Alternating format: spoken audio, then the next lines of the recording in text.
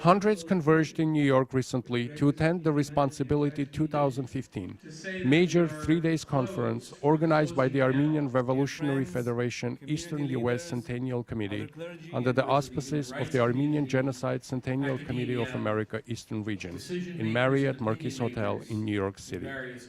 Responsibility 2015 marks the Armenian Genocide Centennial and featured 12 concurrent panels, lectures, photography, and art exhibits.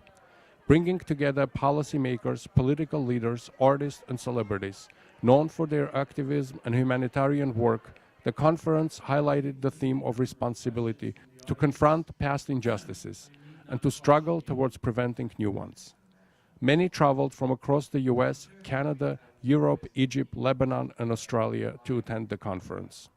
The three-day conference included a wide variety of subjects and discussions, such as the state of recognition of Armenian genocide, solidarity efforts, individual and group reparations, genocide denial, transitional justice, gender and mass violence, Islamized Armenians, and the Armenian genocide in policy circles.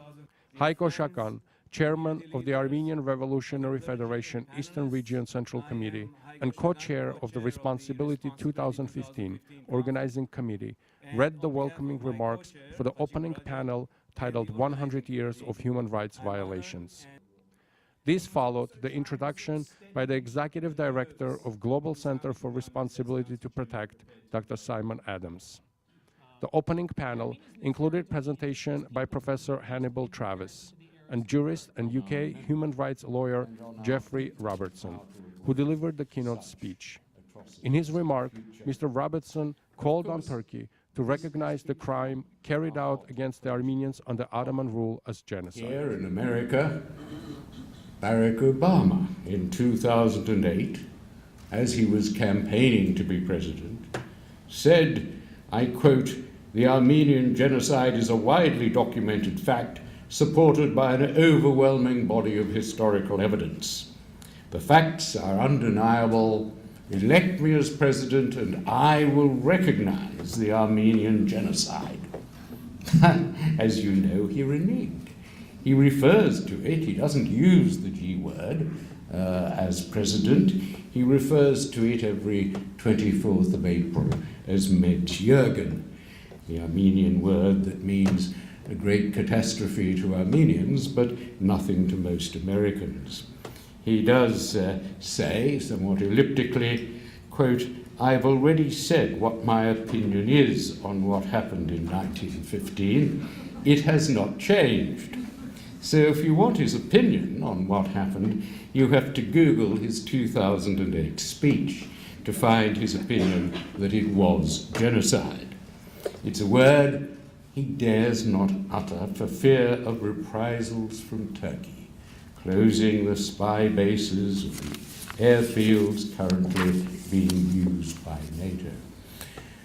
The truth is too inconvenient to utter. Turkey at the moment is simply too important for NATO governments, America and Britain in particular, to utter the G word.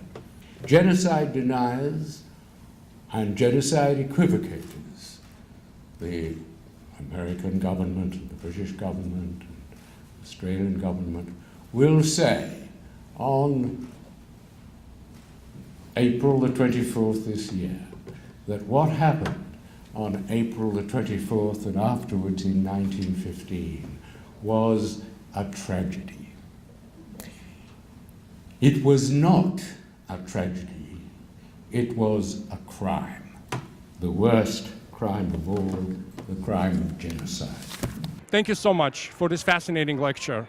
It was informative, it was eye-opening, but perhaps for me as Armenian, it was very emotional. I want to ask you perhaps the most obvious question. Why, 100 years later, Turkey still denies Armenian genocide? I think they are, as the British government secretly describes them, they are neuralgic, which is a good word for a kind of obsessive nervousness about being accused of genocide, even though it is not their government. It is the Ottoman government. Ataturk replaced the Young Turks, and Ataturk himself said it was a shameful act. And yet I think also the nervousness comes because they fear that an acceptance of genocide would lead to legal action, and they would have to disgorge some of the money. They made billions out of the Armenians, and I think they fear they would have to give some of them back. Arguably, Turkey is moving further right, becoming more conservative. Yes. Are you optimistic that, considering these conditions, it will ever even make steps towards recognition? I think the joker in the pack, if I can use that phrase, is Turkey's need to join the European Union. Its economic state is poor and getting poorer. It makes a lot of sense for it to become a member. It will not be allowed membership unless it makes some recompense. Just continuing on the same thought, after assassination of Hrant Dink, hundreds of thousands of Turks came out and said, "We are Armenians." Do you think this is a trend as far as the population of Turkey goes, changing their perception? Well, I think there is a lot of unrest in Turkey, and a lot of young people, in particular the Gezi Park demonstrations, are showing that they are moral and they are prepared to criticize their predecessors. And this whole obsession about denying genocide is something that they no longer are prepared to put up with. So, yes, we are all Armenians was a reflection of the real horror and distaste at the killing of Hrant Dink. So I think there is hope for Turkey. From a legal point, could you quickly just talk to me about three certain points? One is recognition of Armenian genocide, second, return of Armenian lands, and third, of the property. Well, it seems to me that by current definition, by the definition of genocide in the Genocide Convention, what happened to the to most of the Armenian race were killed. And that is the killing of a substantial proportion of the population because they were Armenians. And that is genocide. The second question was... Land. Land. Perhaps the most complicated question. Yes, I think that those relatives, descendants of people who can trace their land that was expropriated in 1915 We'll have an argument. will have a good argument, and the churches too. I mean, there were over 2,000 churches. Many of them were destroyed, but some of them are still standing. And they, it seemed to me, they should start proceedings for their return. Barrack Obama famously, as you said in your speech in 2008, flatly said that it's genocide. Today he's denying it. If the President of the United States changes his mind, are you optimistic that America will ever come on board on this? Well, the whole point is that he hasn't changed his mind. He still believes that it was genocide. He just dare not. Doesn't have the political power and will to push it forward. I think he doesn't have the... he's told that if he does say it, Turkey will no longer be an ally. And America, at this moment, needs Turkey as an ally. So he will not say it. It's as simple as that. It's realpolitik. And finally, we as Armenian diaspora, as Armenian community, what can we do to push this issue forward? Well, there are a number of ways. I think this kind of event, the centenary of the genocide, is worth commemorating on the basis that you can't go on denying genocide. Denial of genocide is, in a sense, the last act of genocide. So I think it's essential to bring Turkey at least to the recognition that what happened was a crime against humanity, and then we can start talking Turkey, as it were, about the appropriate ways of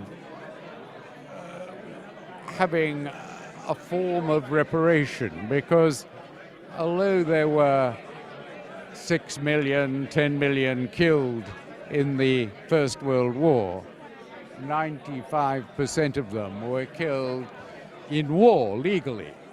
The Armenians were killed illegally, as there is civilians, women and children were marched to their death, and that's a crime. It's not a tragedy, it's a crime, and crimes need some form of justice. And finally, in your heart, are you optimistic that recognition will be achieved? Oh, I think so eventually. At least recognition that it was a crime against humanity, because Turkey can't rationally deny it. Thank you so much. In your presentation, you spoke about current involvement of Turkey in conflict both in Iraq and in Syria. Of course, Kasab is a case in point because we are speaking about Armenians, we are speaking about Armenian population that live there and in essence has been completely destroyed. Do you think, what's the level of involvement on Turkey in it, if there is any? There were reports at the time by television and in Congress that Islamic State fighters had crossed from Turkey into Syria and had attacked Kasab, so that they had been surrounded in Kasab and that the Armenians therefore had to flee. There were conflicting reports about the number of dead, and Turkey denied that anybody had entered from the Turkish side, but I think the evidence is pretty clear that there was entry from the Turkish side. As with Kobani, there was similar evidence. Given the fact that this horrific tragedy has been politicized, it's becoming a political theater, and especially the major powers are looking out for their own interest in respect of their relationship with Turkey. Are you optimistic that countries like the United States will ever recognize the existence of genocide? Well, the United States has already recognized the Armenian Genocide, in my view, in the brief to the World Court in 1951, the Eisenhower administration, the Carter administration, by the direct words of Jimmy Carter, printed, I think, in the Department of State Dispatch, the Reagan administration in a proclamation. So that, and then plus the writings of Ambassador Morgenthau and Consul Jackson from Aleppo and other American writers who didn't use the term genocide, but they described all the intention and acts that you need. So whether Congress adds another recognition on top of that, it may matter somewhat as political pressure on contemporary Turkey because it's more recent, but really there's nothing additional that you would need to persuade me or a reasonable scholar that there was an Armenian genocide from the perspective of the United States officials. Arguably, the Turkey is moving further right and becoming more conservative, given its government. That certainly does not help our cause. Are you optimistic that there will be a shift? And will there be any external pressures that can be applied to Turkey for that shift to happen? There are pressures in terms of human rights laws that would restrict trade if certain standards were not met, but these laws are often waived. So the president has the authority to waive many of these laws so that the pressure is not applied. Europe also has certain standards for being part of the Council of Europe or other organizations. So for example, when Austria elected a leader who wanted to minimize Nazi crimes, Austria was for a time suspended from participation in the European Union. Severe. So theoretically, Turkey could be suspended from international organizations because the level of its denial or the time frame becomes unacceptable to these organizations. Will that happen? Probably not. I mean, there have been many reports over the years that when even a measure in Congress was about to pass, economic and geopolitical levers were pulled and it was frustrated. So I imagine the same levers could always be pulled. Turkey becomes richer every year because the countries around it are being destroyed.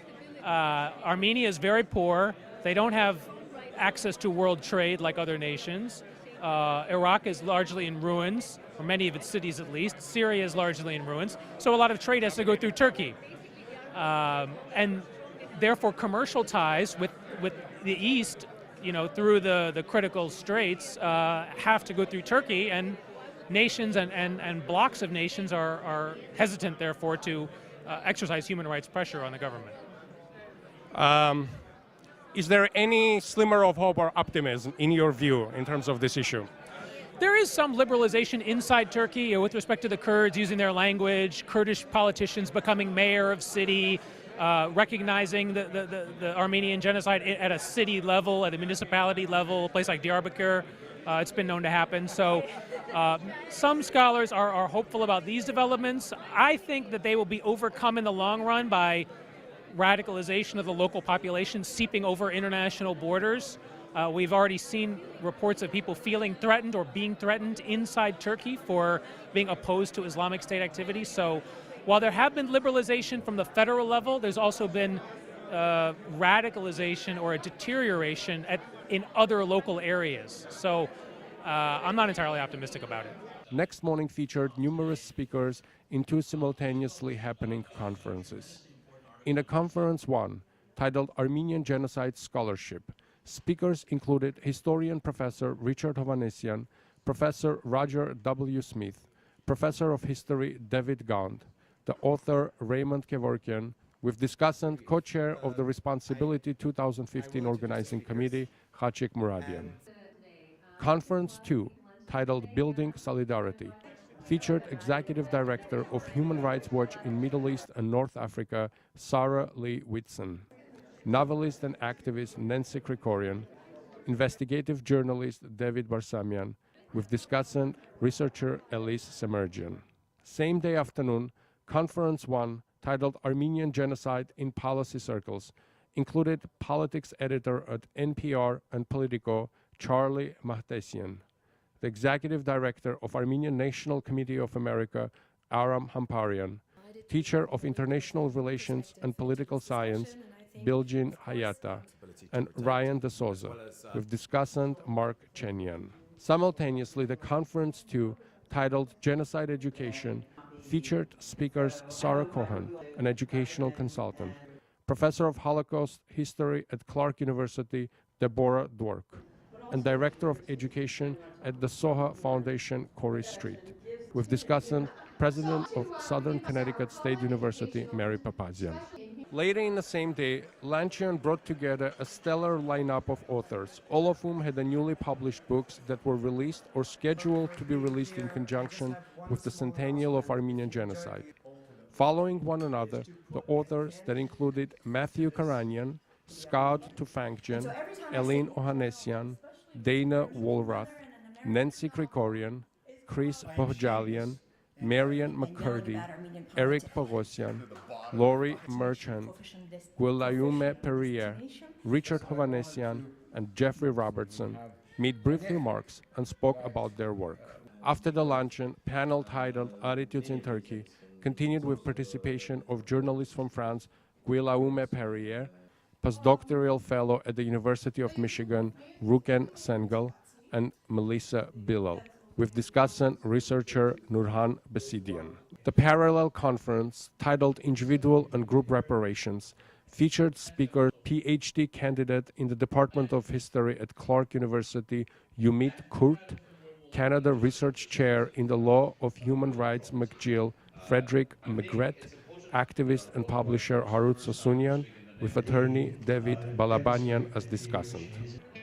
The same evening, large crowd gathered for a reception that included members of Armenian community throughout the United States and abroad. Regardless of party and organization affiliation, regardless of political and religious viewpoints, the evening had an air of national unity and solidarity. Under the spiritual leadership and presence of both Archbishop Khajak Barsamian, the primate of Diocese of Armenian Church of Eastern America, and prelate of Eastern Prelacy, Archbishop Oshagan Choloyan.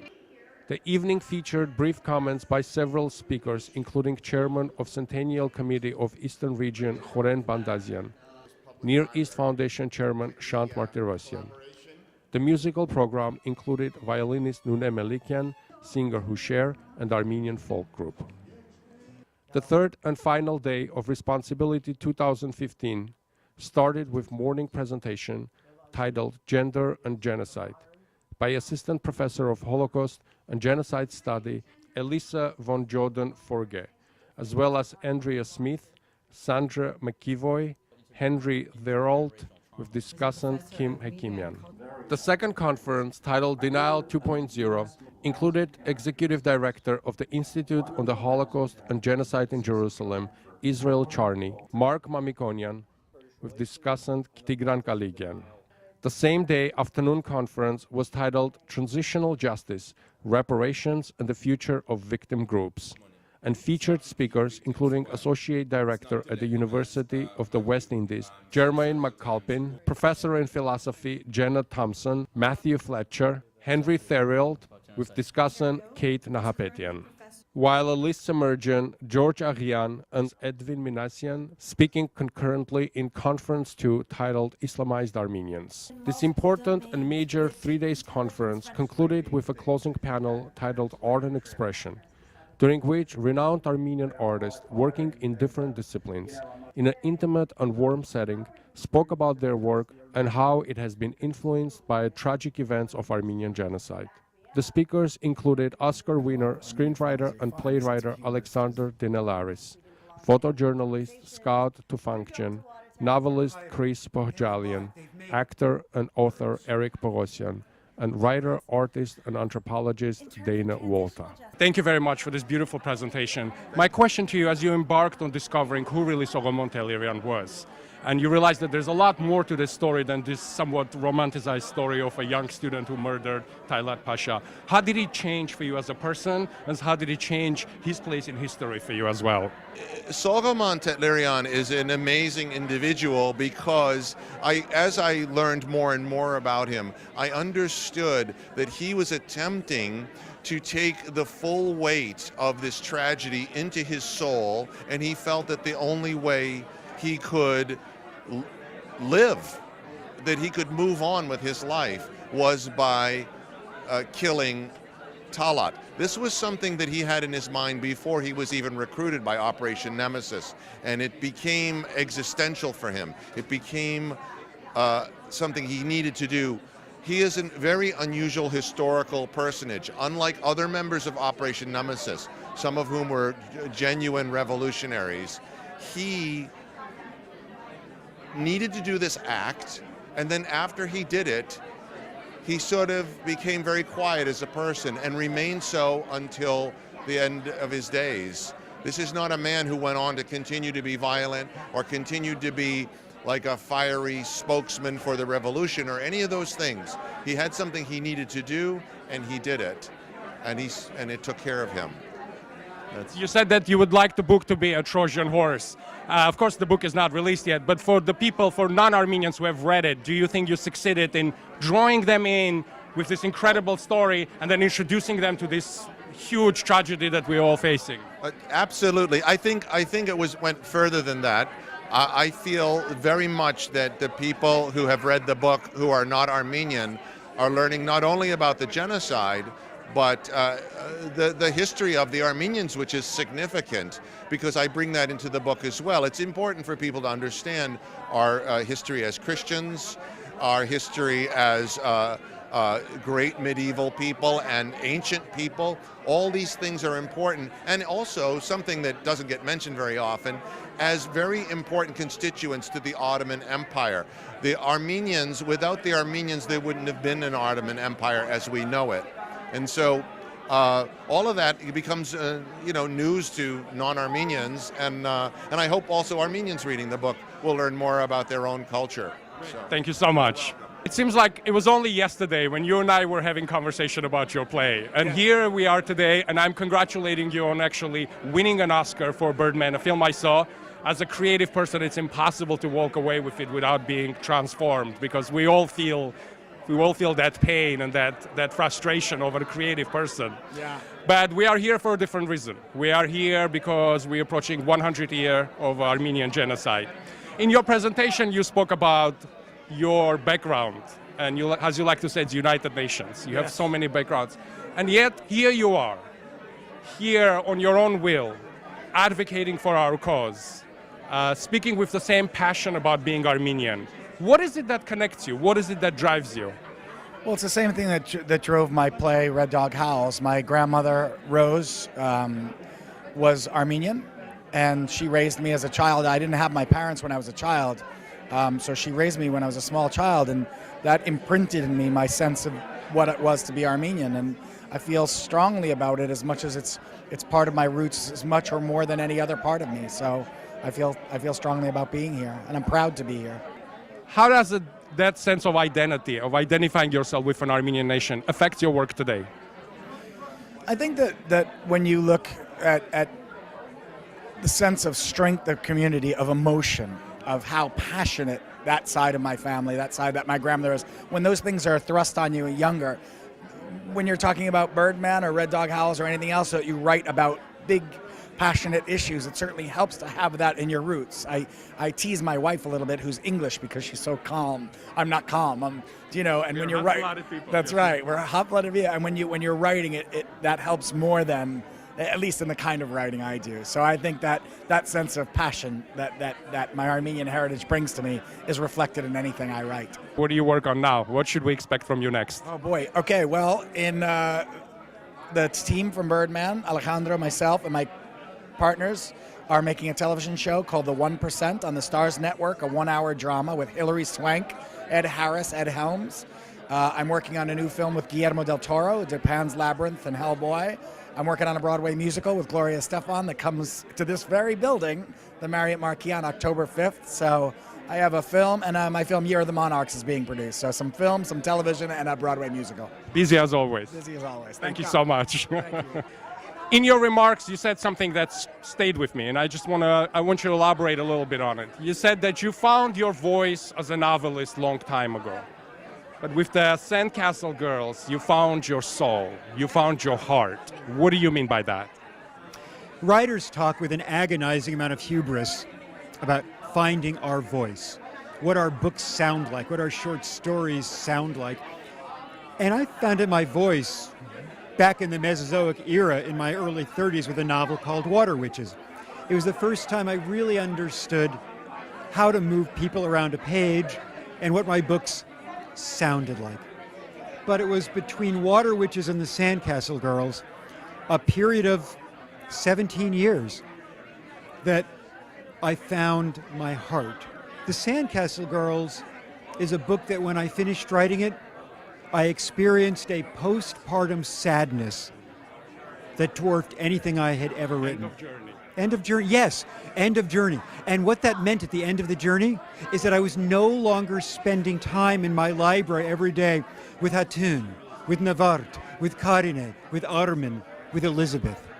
And I knew I was going to miss them, and I do. I mean, I still know that the most moving last sentence of any of my books will be the last sentence of the Sandcastle Girls, about a quiet, watchful, intense little girl named Hatun. There's another thing you said that I found very interesting. You said that you would like to tell a story of our suffering through the language of art. Is it because you want to make that more accessible to others? What's that language of art that you're referring to? Through the art. Yeah. All of the decisions I made with the structure of the Sandcastle Girls revolved around this question. How do I get people to read about a genocide? That's where it began and ended for me.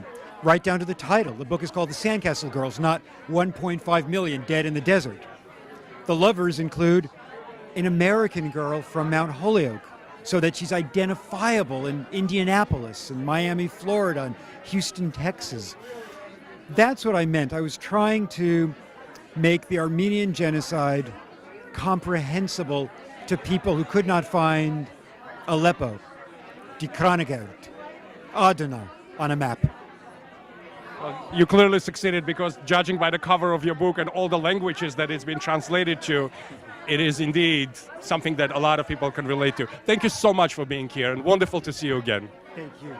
Responsibility extends to individuals and nations to know their past, being a way of understanding the present and future. This responsibility to explain the genocide to the current generation was at the heart of this remarkable and historic conference, Responsibility 2015, in New York City.